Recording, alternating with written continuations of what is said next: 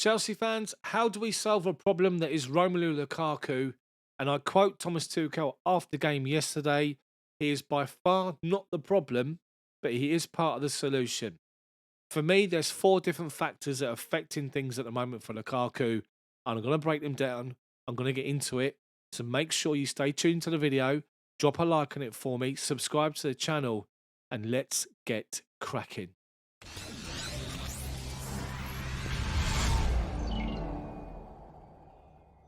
So, Lukaku, four issues. First and foremost, the Sky Italy interview is obviously still having a lingering effect over Lukaku himself, the manager, the club, his relationship with the players, also with the supporters. Some supporters are like, whatever, it's dealt with, he's apologised, move on, get on with it. Some sections of the supporters are like, he's that's it, his cards are marked, he's burnt his bridges, that's it as far as relationship with him is concerned. They don't support him, and that's their own personal choice. That's first factor for me. The second factor for me is confidence in himself. He was out for a period of time, a long-term injury, out for a sustained period of time. He's come back in.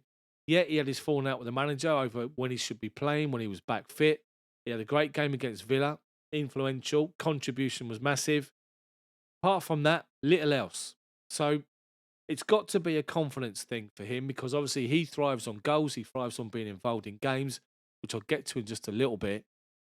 And that's got to be the second factor in all of this. At the moment, what I'm seeing in the last two games, Man City and now Brighton, if you watch the games back and watch Lukaku's movement off the ball, it is good. When he can move off the ball, when he's not pinned up front against somebody, I'll get into that in just a second. But he makes movements, initial first movements. As soon as we win back possession and we're in transition, he's making a run and he's pointing to where he wants the ball. When the ball goes wide in and around the box, he'll come deep or he'll come short and he calls for it and he's been ignored. That's got to be difficult for a player. Fernando Torres had a torrid time at Chelsea over the most part for making runs and being ignored, and it's been the same now with Romelu Lukaku for the most part. Think of the balls played into him in the channel or in behind yesterday. There was one or two. He's pointing all the time. Give me the ball. He's making runs and he's being ignored. Whether that's because of the Italy interview and there's a bit of a problem or a disconnect between him and the other players, I'm not so sure.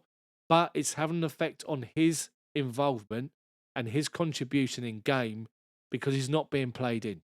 That's a fact. If you don't agree with me, look back at the last two games and you'll see what I'm talking about. That's the third factor. Then again, the fourth factor is his position in the team. Now, you look at Romelu Lukaku, his frame, his physique, and his stature, and you think, my God, there is a target man if I've ever saw one.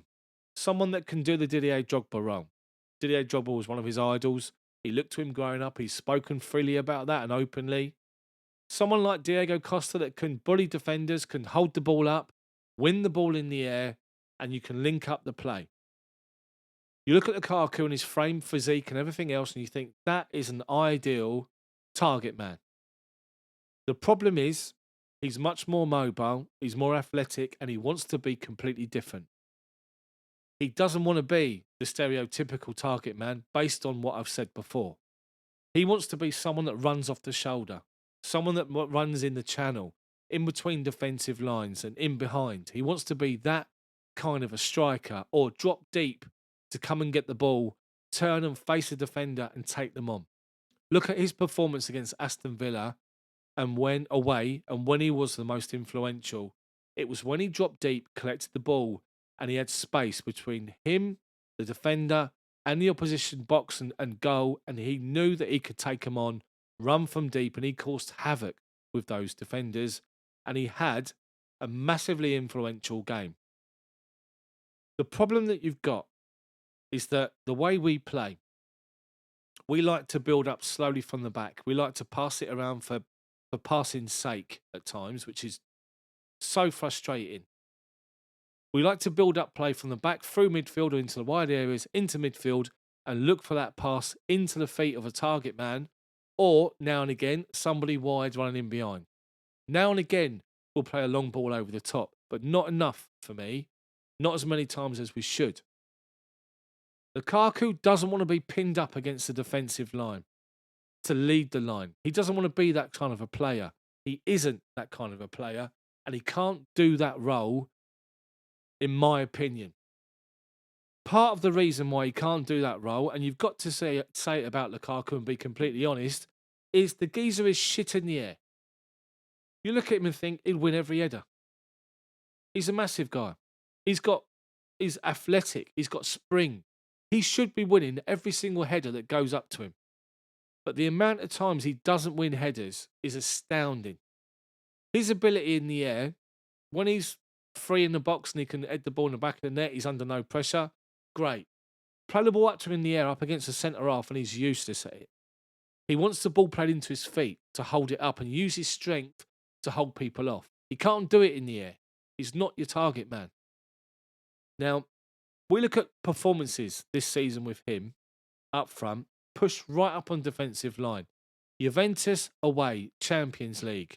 Why on earth we persisted time and time again in that game with Lukaku pushed right up against Bonucci and De Ligt, the two centre-backs. We had Kai Havertz trying to move around him, but pushed up as well. And it becomes so easy for Juve to defend Lukaku because they were touched tight. He was pushed right up against him. They were touched tight. They could see him in front of them. They could see where he was moving because it was all in front of them and it was easy for them to deal with. And as we all know, we lost the game in the end. I kept calling out on on the commentary of the game, which I did on my channel. Bring Timo Werner on for Lukaku, and every single time we pick the ball up in midfield or wide areas, lump it over their defensive line.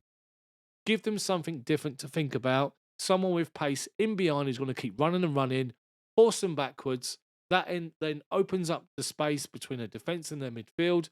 It causes panic in the defensive line because they don't know whether to go and push up or drop off to wait for a run from Werner. And it didn't happen.